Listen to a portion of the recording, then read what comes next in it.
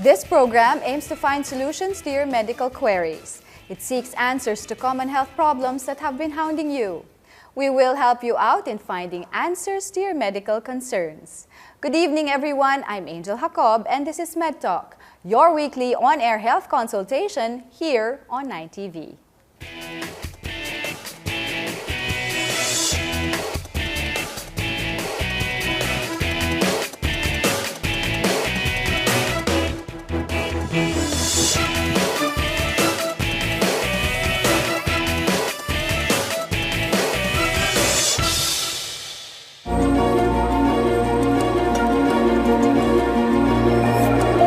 The Ebola outbreak, one of the biggest international health concerns that has plagued the world over, particularly West Africa.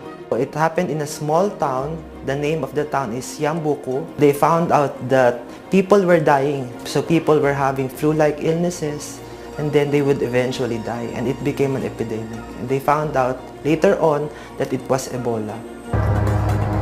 The Ebola virus first came into the public sphere in 1976, after a string of outbreaks in Sudan and the Democratic Republic of Congo.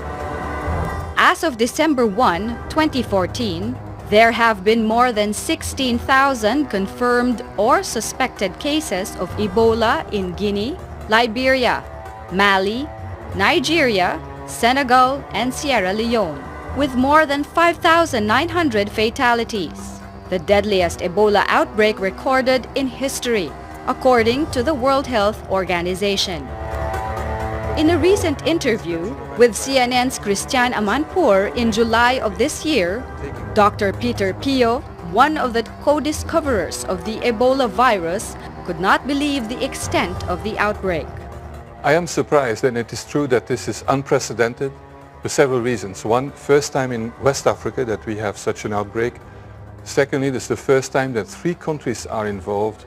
And thirdly, it's the first time that we have outbreaks in capitals.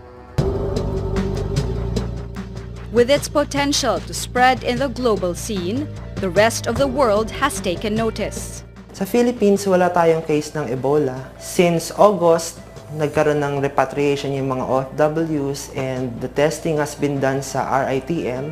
So far, we've received 23 specimens. All of them were negative. Efforts have been made even in the Philippines, where information dissemination has been prioritized together with further education and training on how to handle and manage those who may be infected with the disease. How is the Ebola virus transmitted? Is the Philippines prepared to deal with this kind of virus? All these and more tonight on MedTalk. And joining us tonight is Dr. Anthony Leachon, President of the Philippine College of Physicians and an internist cardiologist at the Manila Doctors Hospital. Also with us tonight is Dr. Minerva Kalimag, President of the Philippine Medical Association. You may join in the discussion by calling our hotline at 548-4678. Good evening, doctors. Welcome to the show. Welcome to MedTalk. Hello. Hello. Our topic for tonight, the Ebola virus, very timely because there were 137 U.S. peacekeepers who are now allowed to see their families. So, eksakto lang that we're going to learn more about the virus, and you're going to educate all of us on the Ebola virus. Let's start off by asking, what is the Ebola virus and what are the characteristics of this type of virus? Let's start with you, Dr. Henry. We actually talk about the Ebola virus disease because that's what we're going to see among our patients if they do develop the disease. And this Ebola virus actually fast-growing, fatal disease. No? So what do we see? Patients can develop actually just flu-like symptoms, parang sore throat, lagnat, and then after that, they can progress to having vomiting, diarrhea, and then eventually develop yung hemorrhagic type manifestations. And that can be fatal. Yun nga yung sinasabi natin. Yung Mabilis siya. mga na-mention you, Doctor, are the symptoms Yes. of one who has the virus already in their system. Yes. Dr. Tony, the characteristics of this virus, why is it a rapid virus? Why is it very fatal? Wala man lang siyang, unlike the AIDS virus, no? The human immune. Iba-iba kasi. Iba-iba ang virus, no? Iba-iba ang strain. Yes. What is it? What is that virus that is very deadly? What is in it? It's an evolving disease, and since 1976, no vaccine has ever been discovered. So for almost 37 years, despite advancement in technology and in medicine. Well, you get it from body fluids transmitted by bats or fruit bats, chimpanzees or gorillas. And then you get affected by these body fluids, either feces, through diarrhea, tears, saliva. Right. So the first classic case, the patient 0, December 1, 2013, a 2-year-old kid in Guinea ate a fruit laced by saliva by fruit bat. And then he died. This kid died after 4 days. And then the mother died after 4 days. Then the sister and the grandma, all in 1 month. And then during the burial, the Africans, Yes. because of course the condition, the sanitation and everything. So this was the start of the second outbreak after 1976. So that was it. So it spread from Guinea, Liberia, and then Sierra Leone. And at the latest, last week, you have then Nigeria, but Nigeria is out, has contained the outbreak. But the latest actually is Mali.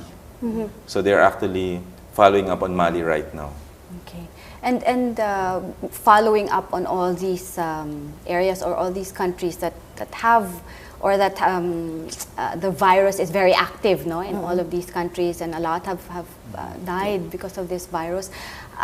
What other characteristics of this virus should we know or should we be aware of? Right. Ang development is basically a flu-like manifestation. The first one, the first kid, nagkaroon, black stools, vomiting, then diarrhea. Then you will have bleeding and multi-organ failure. Say you can have liver failure, then kidney failure. And then you have characteristic bleeding in the skin. So this is really, I would say, very frightening, nakakatakot.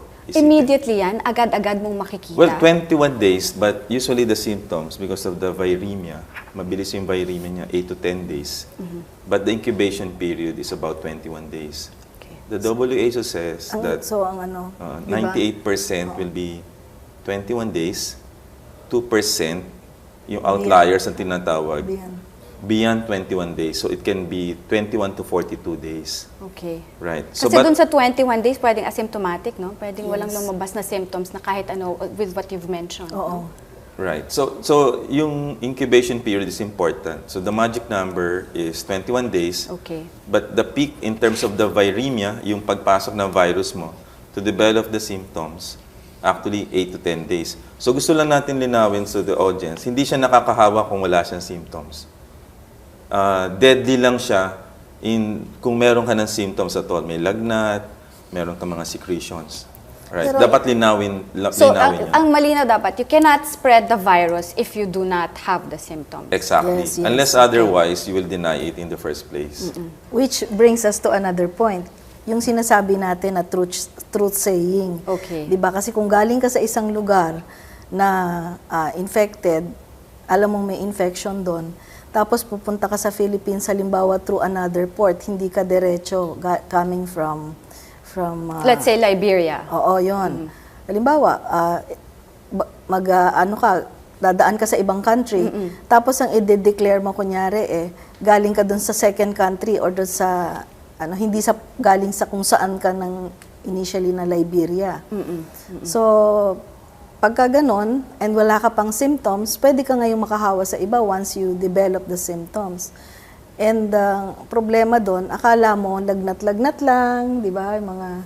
mga non-specific symptoms of Yeah. a viral disease. Kasi you can also mistake yung lagnat or inuubo kasi pagod ka eh. Right. You've been traveling for a long Right. time. Yes, Diba? yes. So yung classic example, dalawa. Let me give you two Yes, examples. The first one is Patrick Swayer. He was in Nigeria en route to Minnesota. So yun ang connecting flight niya. But it so happened, nag-collapse siya doon. Nung nag-collapse siya, yung pala may Ebola siya, then nakahawa siya, so namatay siya. Imagine, on board na sa sana to a connecting flight. Then the classic example is Thomas Eric Duncan. Yes, the first one to die in of the America. Ebola. September Yes. 15, he helped Martha Williams to go to the hospital bilang driver siya, personal driver. And then he was booked pala to go to the US, to Washington, September 19. He denied na galing siya to the connecting flight. Then he arrived September 19, but developed symptoms September 24. So he was in Texas then with 5 kids and wife. Yes. He was he consulted the Texas Presbyterian Hospital. He denied again. So he was sent home with medications. And then come back. So he came back September 28. Doon nalaman Ebola. But he died October 8. So about 23 days yun. Okay. So that's the problem with a system na you can deny their symptoms, lalo na Filipinos, let's say you have 3,000 workers there and 10 million migrant workers. I think we are number 2 in the world, second to Mexico. But our problem here is that, to me, you have here a system where our airport system may not be as rigid as the first world countries, and you have many portal of entry, NAIA 1, 2, 3, and you have seaports, and you have Cebu. So that's the reason why it's very difficult for us to control it Okay, so at the ground level. So before we can control it at the ground level, responsibility of the passenger or the Filipino who has come from working abroad. It starts from him, Oo. To be honest, na i-reveal Let's niya say. yung kanyang point of origin, and then protocol follows. At Na saka when kasi, he arrives, at saka kasi mahirap mag-contact tracing, no? Pagka nakalabas ka na sa That's true. Yeah. sa community. I've learned by reading there are 3 reasons why we fail in health. The first reason is ignorance, so education is key, and that's the reason why we are all here. yes. The second is about ineptitude. Knowledge Wala kang exists, ginawa. but we fail to apply it correctly. Right? And the third one, which is important, we fail to set up an environment where we can actually control, let's say, the entry of a virus. So I think that's the spirit behind the quarantine. Okay. Because if we will just base ourselves on the experience of the US, they don't have any quarantine, right? Okay. And yet they suffered a lot with 1 or 2, and then another Dr. Craig Spencer. Yes, who took Now, the but let me rain even. Doctor, before we talk more about the quarantine and what the difference of the quarantine is to isolation, we'll also talk about what happens to the virus during the 2 to 21-day quarantine, as we've mentioned. We'll talk more about the Ebola virus when MedTalk returns.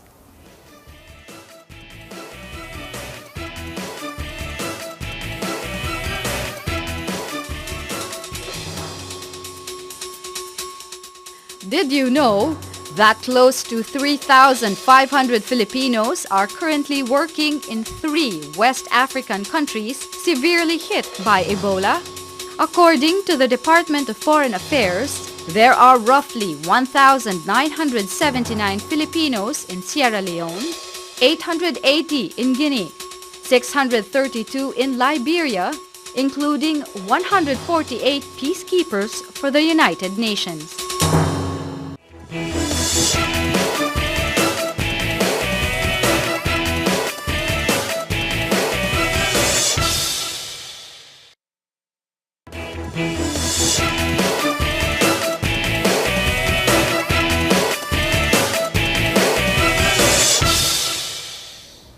We're back here on MedTalk, still talking about the Ebola virus. Doctors, before we cut to a break, we were talking about the 2 to 21-day quarantine period. incubation period. And from what I understand, one of the 137 U.S. peacekeepers, one developed a sore throat and one developed a fever. So please tell us what happened to both peacekeepers. How did you proceed with that 2 to 21 day incubation period?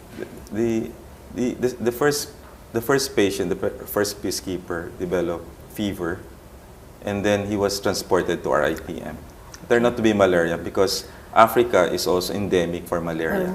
The CDC guidelines is that when you develop malaria, when you develop fever, even without malaria testing, you have to give medications right away.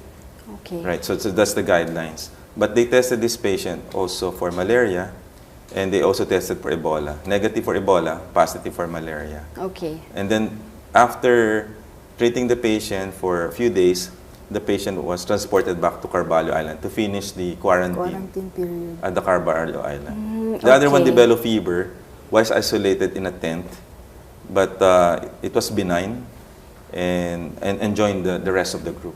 Okay, so quarantine and isolation, sometimes they're two different nakakalito things. din siya, no? So quarantine. Pag wala ka pang symptoms. Okay. But once you develop the symptoms, you become, tinatawag nila na wet case, then you are supposed to be isolated. So dun sa isolation na yon, meron kang sarili mong commode or ano, and then all of the things you do are by yourself. So ikaw lang mag-isa, you're not with a group. Yes, para hindi ka makahawa sa iba. Okay. Pero Angel, alam mo yung quarantine, when you research on that, na-derive siya sa Italian word na ibig sabihin 40, 40 days. 40 days. In 1377, yung bubonic plague na wipe out 300,000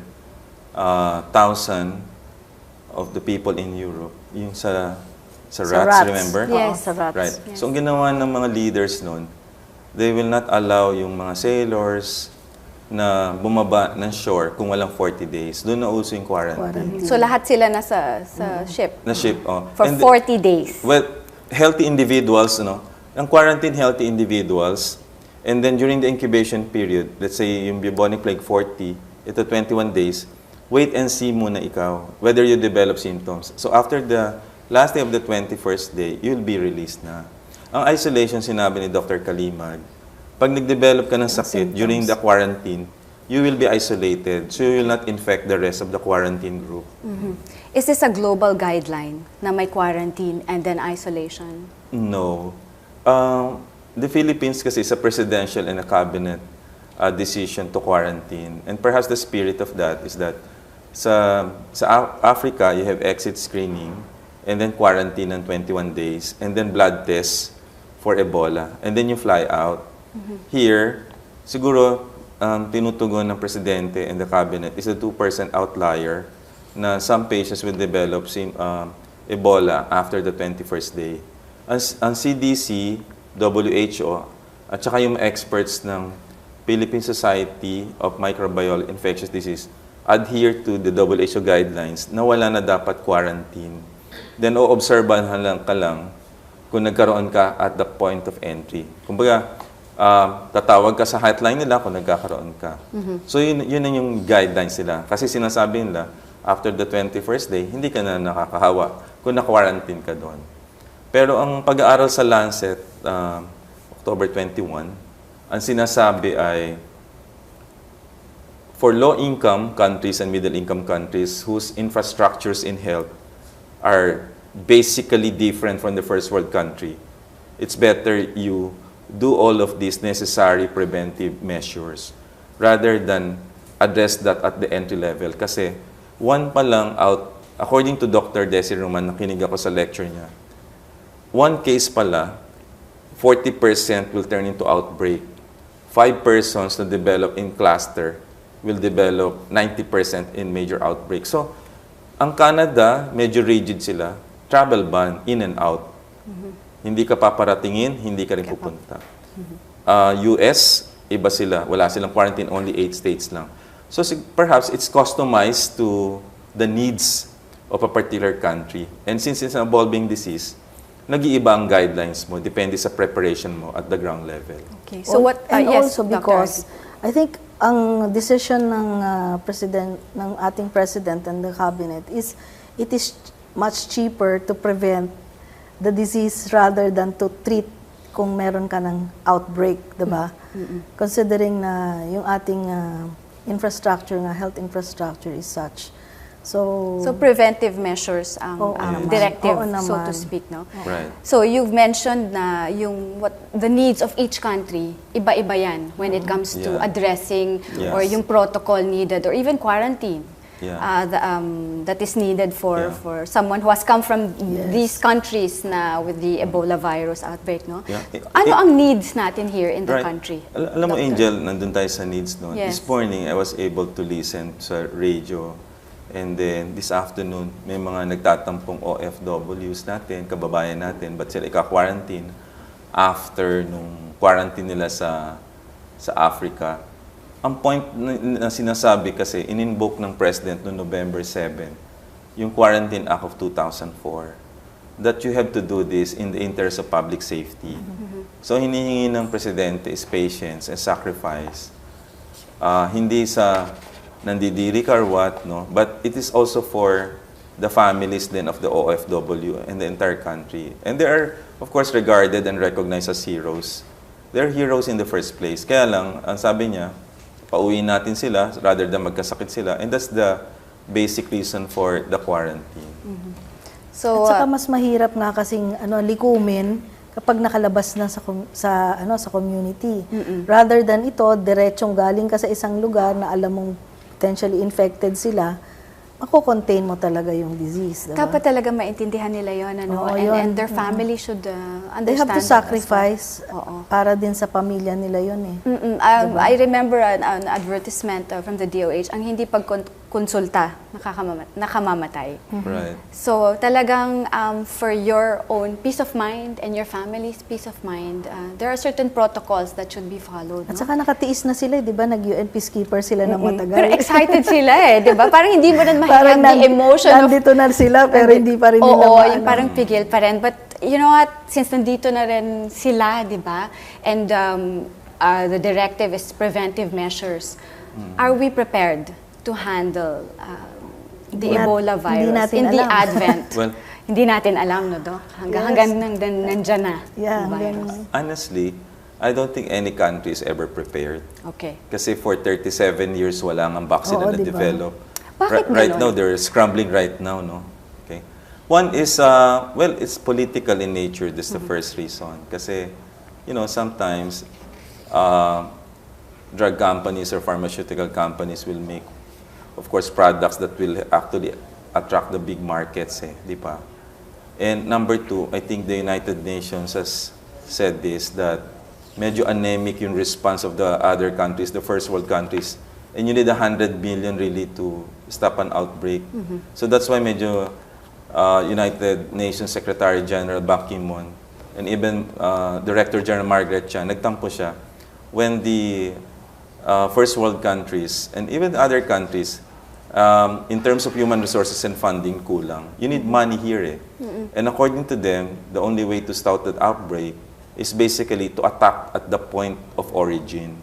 Pero ang problema nga, during the first time na tinawag kami, PMA and PCP, whether you would like to go to West Africa to help, ang unang question ay wala naman kaming training.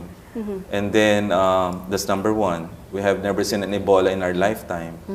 Ang inisip, of course, is safety.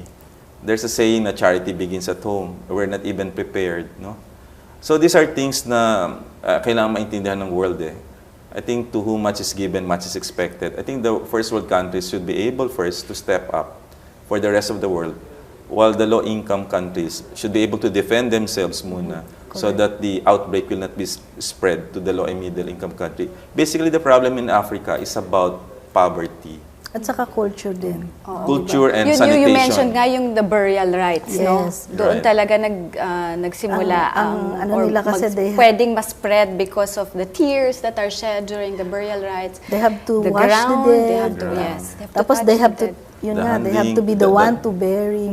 The lack of soap or water. That's true. So these are concerns eh. And basically, yan ang Yan ang problem. Even HIV, nag-umpisa yan sa Africa. So all of these infectious diseases na exotic would actually emanate from poverty and lack of sanitation. So the lack of sanitation in the country, we're very cautious and careful, with the directive how to wash your hands, how to sanitize when you're at home, when you're out. What measures are being taken by the government and medical practitioners to keep the citizens safe from the virus? Doc Ivy? Actually, education. We at the Philippine Medical Association have actually come up with disaster management to include how to address in case an Ebola outbreak comes in. Pero ang importante nga is yung the education of the public. Kasi sabi nga natin, prevention muna. Ako naman, I think we must acknowledge also the leadership of Secretary Ona. He started with the directives, yung mga guidelines as early as I think August. And then on October 10, this year, he led, of course, a multi-sectoral effort that started all of these things. October 10 ba yun? October 10th. I think it's somewhere here in the Crown Plaza. Nagkaroon ng ganun. I think we must... So parang all sectors will be able to talk to each other because parang effort mo concerted. On one page, tapos unified ang approach. I think the government right now has stepped up to the plate right now, considering yung December 2030 naman nangyari. And I think we must actually highlight here the efforts of the government to continue. Hindi tayo magiging perfect, of course, but I think the efforts on the ground level ginagawa nila. But while we're preparing at the ground level in terms of the curative approach, so the government is doing the quarantine to prevent it from coming to our shores. And ground level, our kababayans coming home for the holidays, how prepared are the airport facilities? How prepared are the ground staff? Are there doctors on board? Just to make sure that each and everyone who's coming home is safe, is in good health. What are the measures being taken? I think nag-step up ang airport. Kasi before na nakikita natin, medyo lax din before, no? But makikita mo ngayon efforts and nakikita mo rin yung OFW na dumating, sinabi kagad, pinigil siya kagad ng quarantine. So basically, nakikita natin yung efforts of the government to really contain. I think meron 5 na dumating na peacekeepers and then may dumating na 14 OFW. So dinala sila sa Bureau of Quarantine. I think ang government right now is prepared to handle the influx of our OFW this coming holiday season. So the government, the medical practitioners, as well as the citizens, hand in hand. Diba? It's a team effort to educate the public and to educate also those who are coming home as well as their loved ones on the protocol that must be followed dito sa country. Kasi as you mentioned, iba-iba ang protocol sa iba't ibang countries. So sundan natin yung atin dito. On the horizon. Saka isa pa yung dapat anuhin natin na meron pa kasing pinifill up once you come into the country. Yes. And they have to be honest honest about yung mga information na ilalagay nila dun sa ano na yun. Sa yellow form questionnaire. And in being honest, in giving information, educating, we will continue to do that as we talk more about the Ebola virus when MedTalk returns.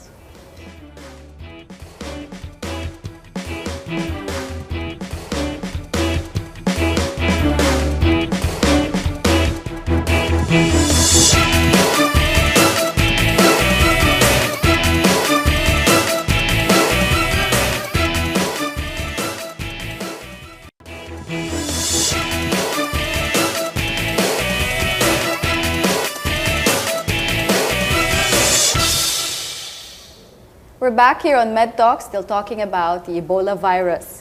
You may join in the discussion by calling our hotline at 548-4678.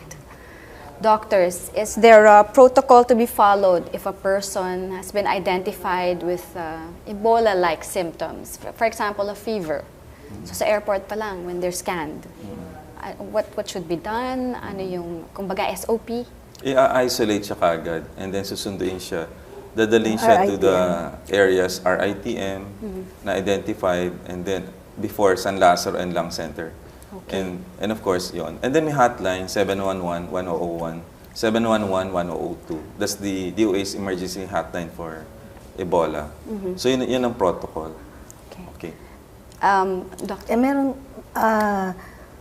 meron din kasing mga, like, let's say, triage areas. Okay, what exactly is the triage area? Because I was at one of the hospitals last week, over the weekend, and I saw like, how do you call it, banners that if you've been to these countries, Mali, Sierra Leone, Republic of Congo, you have to proceed to the triage tent, and there's a protocol that has to be done. Ano eksakto yun, Doctor? Actually kasi, nung nagkaroon tayo ng AH1N1, nagkaroon ng mga triage areas. So, halimbawa, meron kang iniisip mo na ikaw ay suspected na may Ebola. Sa halip na pumasok ka sa main emergency room, you go through a side area, which is a tent usually, kung saan ini-examine ka for infection. So, if you are infected, then you will be brought to the RITM for definitive diagnosis. Kasi doon, kukuhanan ka ng blood. Sa triage tent pa lang or sa RITM na yan, Doc? Usually, ita-transport ka sa RITM kasi that's where the test will be done. Let me give you a solid example. Okay. So I work at Manila Doctors Hospital, so we had a briefing 2 weeks ago. There are clarity of ideas and simplicity.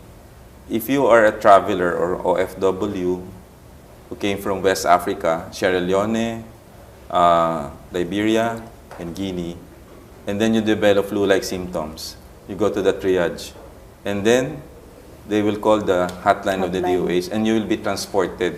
So nothing happens inside the triage? Walang test that is conducted? Do they take your temperature? Wala. Basta, kumbaga, naka-isolate ka? Naka-isolate. Basta ang key dyan... Kukunan ka din ng temperature. Siyempre, kukuha na ka ng temperature. So when you go to RITM, meron na silang basis. Naka-PPE sila, meron sila doon, but definitely they will not treat it inside the hospital. Kasi you don't want the virus to spread to the private sector and hospital. So, ang sabi ng Department of Health, may triage ka doon. Ang key dyan, West Africa ba kagaling, 3 countries. And then may flu-like manifestation ka. And then, they will take your vital signs, of course, using their PPE. And after that, ita-transport ka na sa designated centers na inalat sa iyo ng Department of Health. Yun ang protocol. So, further diagnosis. Yes. Tests. So, nagaling ka na sa triage. You're brought to RITM. What happens at RITM? What are the tests that will be done? And then Dalawa diagnosis? kasing test yun eh. Yung PCR at saka yung ELISA test. Yun, to determine kung yung bang virus na nakuha mo ay talagang Ebola. Okay. So pag negative yon, then you'll be tested for other, sa kagaya nga yung malaria, kasi endemic din ang Africa for malaria. What dengue? Parang same eh, hemorrhagic din eh. So Right. you can also have the dengue-like symptoms. Pero wala kasing dengue sa Africa. Wala. Okay. Dito mo na nakuha. Pwede rin. Baka dito na. The Philippines kasi is endemic for dengue. Baka dito mo nakuha. Okay. So what I'm saying right now, you go right now for kung anong killer disease. You go for Ebola kung West Africa. Kasi sanay tayo sa dengue. Almost every day nakakita tayong dengue. Oo. Kasi from the protocol na hindi mo sinabi yung point of origin mo, so Exactly. hindi mo matitrace eh. Ang clear dyan, unang tanong mo sa TRIA, kung ikaw ay responsible citizen, I came from West Africa, yun ang unang sasabihin, then may flu ka. So responsibility mo, i-report ka agad yun kung may flu-like manifestation ka. I think responsible citizenship yun ang kailangan. Responsible citizenship, a responsible government in giving the information, a responsible healthcare worker. We'll talk about yung suit na kailangan at Right. ito yung how does the healthcare worker protect themselves kasi they'll be the ones to conduct these tests, no? But before that, doctors, we have a caller on the line, Antonio Menor. Good evening, Antonio. Good evening po, ma'am. Good evening. Yung question mo, please go ahead. Gusto ko lang po itanong kung halimbawa may nakapasok na hindi naman nagpakita po ng symptom, tapos meron siyang virus na in a way, sa skin, sa dami, sa maleta, or somewhere na dala-dala niya. Is it possible po na makapag-survive po ba yung virus ng mas matagal sa quarantine period? Sa kasakali. Saka yung pong kung halimbawa po, nakalusot yun, paano pong gagawin natin? Salamat, Antonio. Pag naka-quarantine na Antonio dito sa Pilipinas, nandun na siya sa 21 to 42 days. So, ibig sabihin, the likelihood na meron siya, mababa na. Right. At saka kung wala kang symptoms at all, hindi ka nakakahawa. Nakakahawa ka lang, Antonio, pagka meron kang symptoms na umuubo ka, meron kang diarrhea. Right. So, oras na lumabas ka kasi ng quarantine area, tinetest ka pa uri for Ebola doon bago ka ilabas talaga. So, yung mga peacekeepers natin na umalis ngayon, kasama yung family, na-test na yun at talaga garantiya tayo na talagang yun ay mababa na ang probability na meron kang Ebola. Okay, Antonio. Doctor, May tanong yata siya na kung halimbawa yung mga gamit mo, o like sa maleta, nasa mga maleta damit. or ganon. Ang nakakahawa kasi are the wet, so yung wet lesions. So kung halimbawa na nasa damit mo, basa or whatever with infected material, yun ang nakakahawa. Pero otherwise, hindi naman siya mata-transfer kung dry. So kung wet, tapos sinabi nga ni Antonio na sa loob ng maneta, magha-hibernate dun yung virus. And when you get to the country, pwede siyang mag-spread via that wet piece of clothing. Pero usually, hindi ka naman magaganon kung infected ka na di ba? Yes. Hindi ka na makaka-travel in the first place. That's true. Hinang-hina ka na. Doon pa lang, hindi ka na makakalabas ng Africa. Antonio? Apo. May tanong ka pa para sa mga doktor natin? Yun lang po siguro. Siguro po next na mag-isip ako ng ibang tanong. Sige, salamat. Thank you. Doctors, we were talking about being a responsible traveler, being the government being responsible in educating the public. How about the healthcare worker? What is the responsibility in caring for bigyan natin sila ng datos. Ang una nahahawa actually healthcare workers. Doon sa Africa, imagine 500 yung healthcare workers na affected, 300 ang patay. So ibig sabihin ganun kagrabe yung sa healthcare workers. So dapat ang protektahan nila. Si Thomas Eric Duncan, nung nandun siya sa Texas, nahawa niya 2 nurse despite naka-PPE, naka-personal protective gear. So, ganun kagrabe. So, yung mga sinusuot niya, siguro didiscuss yun ni Irvie, dapat talagang protected ka. Dati kasi may mga iba-ibang parte yung suit, So, naka-suit ka, plus meron kang gloves, tapos meron kang headgear, tapos dati may goggles pa. So ngayon, sinimplify na nila yon. Bali yung headgear mo, isang buo na lang para pagtanggal mo, the last piece na tatanggalin mo actually yung headgear at saka yung pagtanggal mo kasi natanggal mo na yung gloves and everything.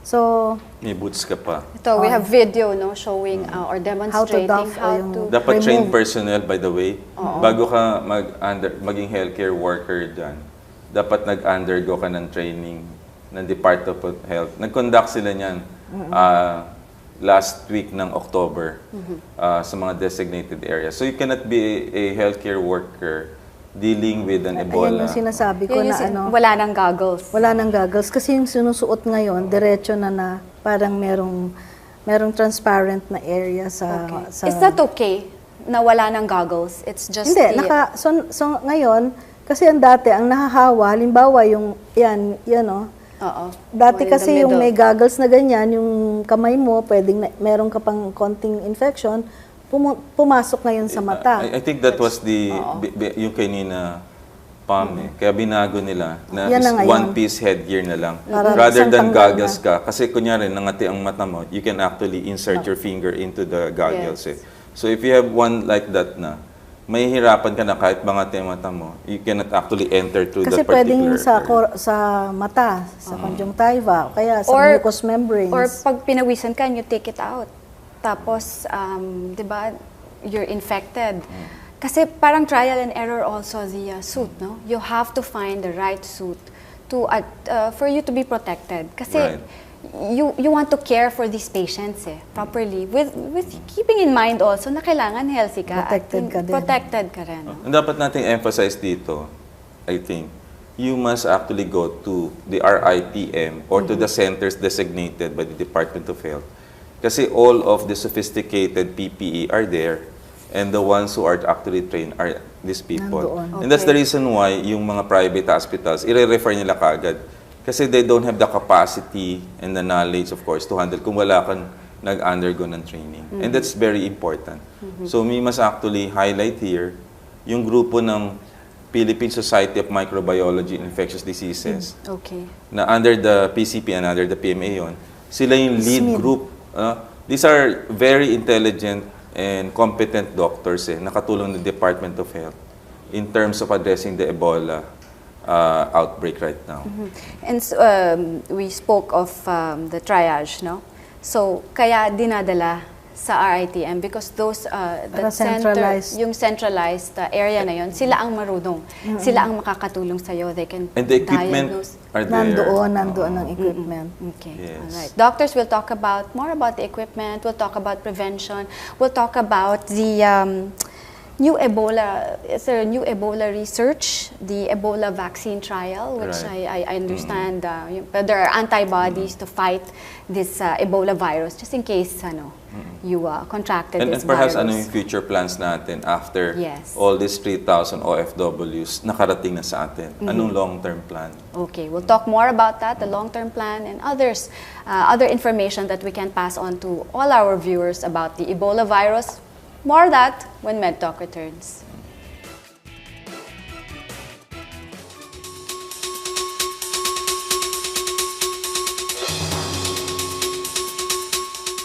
Did you know that before the Ebola outbreak in Liberia, there were only 60 doctors in the country available to contain and address the disease?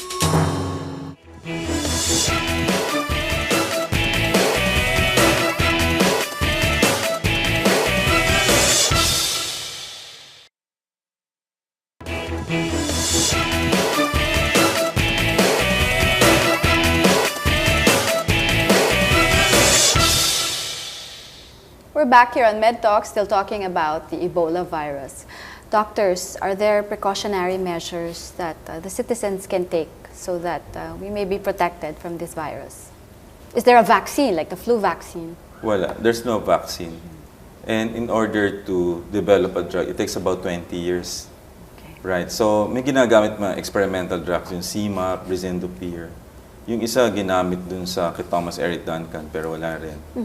Pero I think kung early on in the, yung first few na dinala sa Emory, I think they used the experimental drug na ZMapp. And then nakasurvive siya. Because I think in the early phase siya of the Ebola, ang problema ko nasa tail end part ka, even the experimental drugs hindi pa pwedeng gamitin. So right now, they're fast-tracking right now studies. Ang first na nag-declare is GSK, Glaxo. Oh, yes. Nasa, I think, phase 2.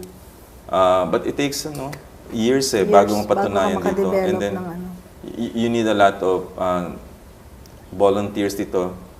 Lalo kung papasok sa phase 3. Phase 3 would require, let's say, 3,000.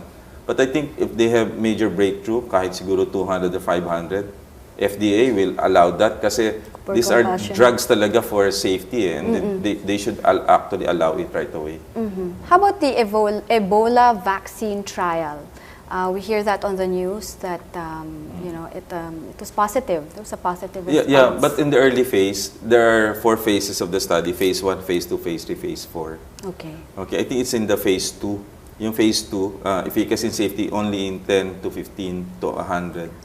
So hindi pa. Limited pa. Pagka sinabi yung phase 3, infancy of the testing pa. So you need kasi efficacy and safety studies dito.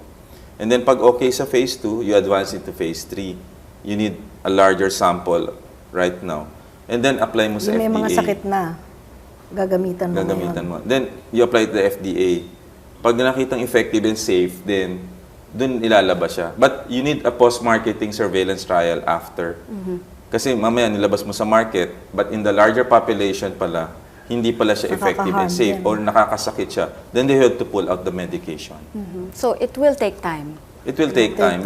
But I'm sure with the efforts right now of the different companies, plus United Nations and WHO, I think there's a silver lining, I think. So, And I think yes. what we should emphasize here is because of the symptoms na nade-dehydrate yung mga pasyente, plus because of the vomiting and diarrhea, and then because of the hemorrhage, the important thing is to actually support yung hemodynamics ng pasyente. So, kailangan talaga rin yung fluids, fluid replacement, no? So, and this is... Para hindi siya pumunta dun sa phase na talagang It's in the irreversible. hospital setting. What Dr. Kalimag is saying, once na-diagnose yung Ebola right away, then you have to do intensive care monitoring. Nandun yung fluid management mo. You have to check pag sinabing hemodynamics, pati blood pressure mo, urine output mo. Talagang ganon. Pero early on lang yon. Magandang prognosis. But if you will wala pa yun sa sakit. if you will catch the disease at the latter part, ang sama ng prognosis na yun. So parang talagang Kaya ayaw mo siyang umabot sa latter part. So sa onset pa lang, you have to take precautionary measures already, and you have to be monitored. Yeah, no? and then develop vaccine for this one. Okay, so during that period na the patient is losing so much weight, is vomiting, what should be done? What can be done? Gagaling ba siya?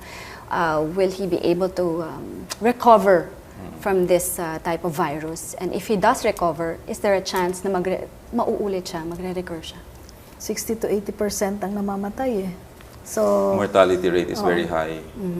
As of now, no? Because wala pang vaccine, wala pang cure. Basically, parang 1 in every 2 patients, ganun ang nangyayari. So it's very dangerous, mahirap. Mahirap sabihin. Kasi kahit na sabihin natin na you have the best efforts there, masyadong virulent yung virus eh. And very contagious. Rapidly fatal, no? Right. It's rapidly yun, the fatal. virulence. When you say virulence, talagang in your mind, there's an image of talagang attacking your entire body right away. Yung differentiation lang yung tinatawag nila, how contagious, let's say, a virus, no? Meron silang tinatawag na RO. Okay, what does RO Yung ibig sabihin, that is the severity of kung gaano contagious, no? Ang classic example, measles. So in one room, you can infect 18, right? A mom's 10, right? Ganun ka. Pero itong SARS, mga 4. Itong Ebola, 3 lang. Pero ang difference, mababa ang mortality rate or death rate ng measles. Ang Ebola, kahit hindi siya contagious masyado as compared with the measles, pero mortality rate niya napakataas. Okay, So, ito yung, I don't mean to cut, ito yung burial. Right. And they're not wearing protective gear. Yes. So that's the problem kasi African culture eh. So you have to break through the barriers ng culture din. And of course, their infrastructure is not as great. Right. Prevention and control. We've been saying since we started the program na, for those who are coming home, who have been exposed to these countries, being honest, with your point of origin. Now, how do we prevent? How do we control? How do we address this issue, this medical concern, this big medical concern? I think walang klaro, no? But I think the DFA banning people from going back to West Africa. The Filipinos who have come here, who are here now. Nakabalik. Yung nandito, going there, hindi na nila pinapapunta kasi that will be a problem for them na i-repatriate sila just in case mag-escalate yung outbreak. Kasi the longer you stay in the outbreak area, the greater is the propensity for you to be infected. Yes. So, pag tumaas yung alert level right now, magkakaroon ng mandatory repatriation. And that's Ang laki nun. Ang laki ng problema ng country nun. Right? At So, saka ang marami ginagawa kasi nila sila right masyado. now, iniisa-isang pinapauwiin, ini-encourage na eh. And I don't know whether the stand of the government is after that, magta-travel ban ka pa going there, and you will not accept as well papunta rito. I think those are major decisions that the government should do after the last man out last OFW, nakauwi rito in our country. They have, if they're not allowed to travel back to where they came from, they have, they've worked, yung trabaho nila, hanap buhay nila. But again, you know, it's for their own safety, it's for their own good, the good of the country, the good of their loved ones. So perhaps marami pa rin sa kanila not to will come choose back. not to come home. Yes, will choose not to come back. That is the reason behind the initiative of the DOH to have an interagency collaboration. I heard Secretary Ona doing that. Na the DFA should map out all of these OFW who are actually staying in that area para makuha. And then also the OWA and the POEA should be able to design right now job opportunities for those, right? Kasi kung hindi na sila makakapunta doon because it's a death mission actually. Yes. So, totoo lang, it's a death mission. So what Most are we going to of them do? kasi So are in kailangan many maging areas. innovative ang government natin with receptiveness also from the OFW that the government is doing this all in the interest of public safety and their safety as well as their family safety. You mentioned, Doctor, no?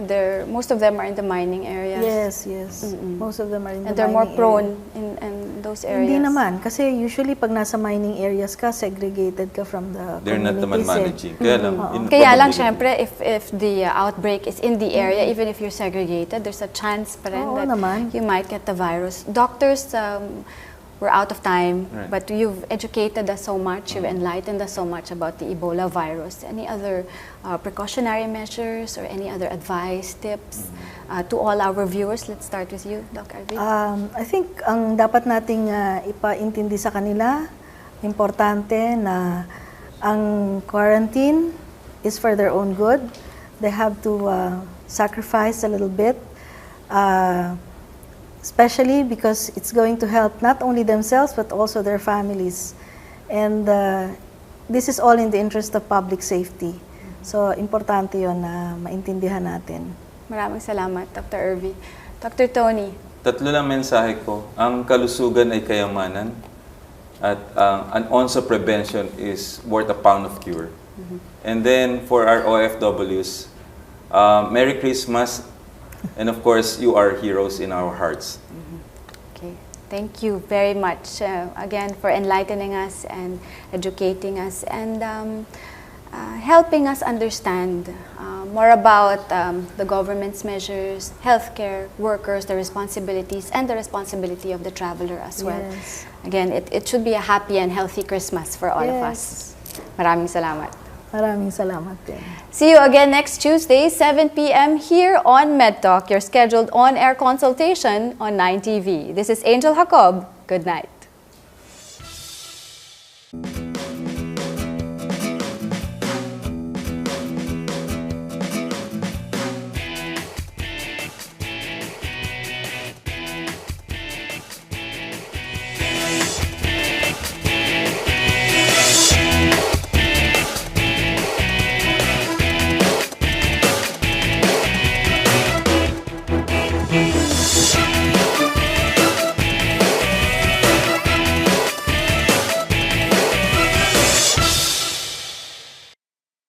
The name of the town is Yambuku. They found out that people were dying. So people were having flu-like illnesses and then they would eventually die and it became an epidemic. And they found out later on that it was Ebola.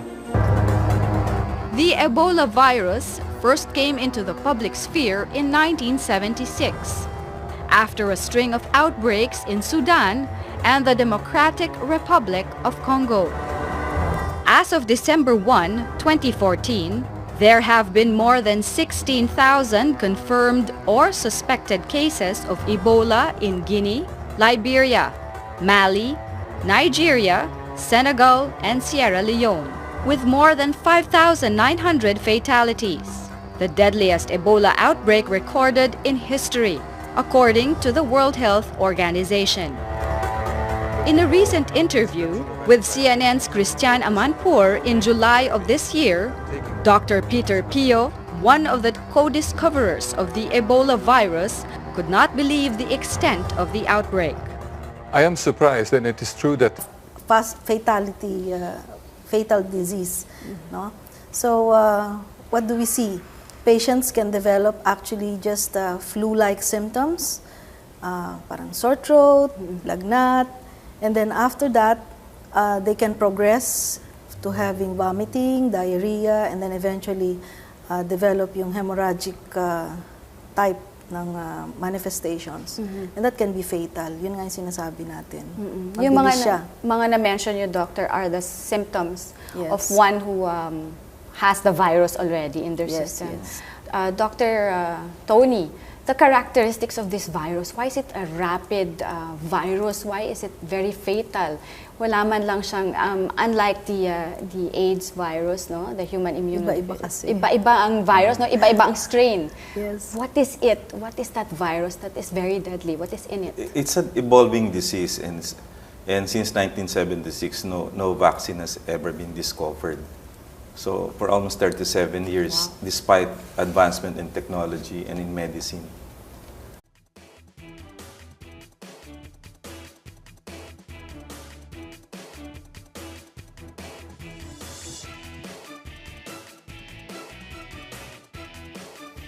This program aims to find solutions to your medical queries. It seeks answers to common health problems that have been hounding you. We will help you out in finding answers to your medical concerns. Good evening, everyone. I'm Angel Jacob, and this is MedTalk, your weekly on-air health consultation here on 9TV.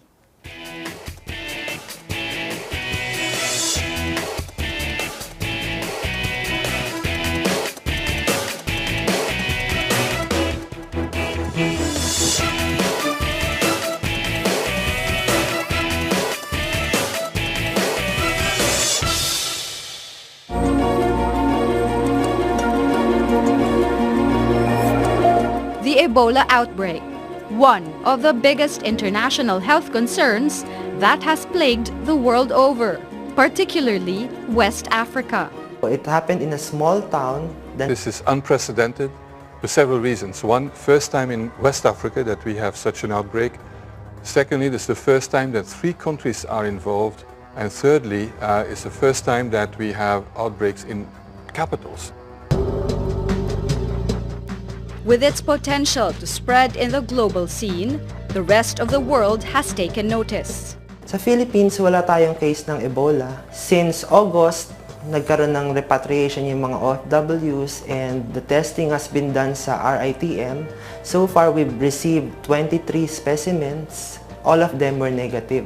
Efforts have been made even in the Philippines, where information dissemination has been prioritized together with further education and training on how to handle and manage those who may be infected with the disease. How is the Ebola virus transmitted? Is the Philippines prepared to deal with this kind of virus? All these and more tonight on MedTalk. And joining us tonight is Dr. Anthony Leachon, President of the Philippine College of Physicians and an internist cardiologist at the Manila Doctors Hospital. Also with us tonight is Dr. Minerva Kalimag, President of the Philippine Medical Association. You may join in the discussion by calling our hotline at 548-4678. Good evening, doctors. Welcome to the show. Welcome to MedTalk. Hello. Our topic for tonight, the Ebola virus, very timely because there were 137 U.S. peacekeepers who are now allowed to see their families. So, eksakto lang that, we're going to learn more about the virus and you're going to educate all of us on the Ebola virus. Let's start off by asking, what is the Ebola virus and what are the characteristics of this type of virus? Let's start with you, Dr. Avery. We actually talk about the Ebola virus disease because that's what we're going to see among our patients if they do develop the disease. And this Ebola virus actually fast-growing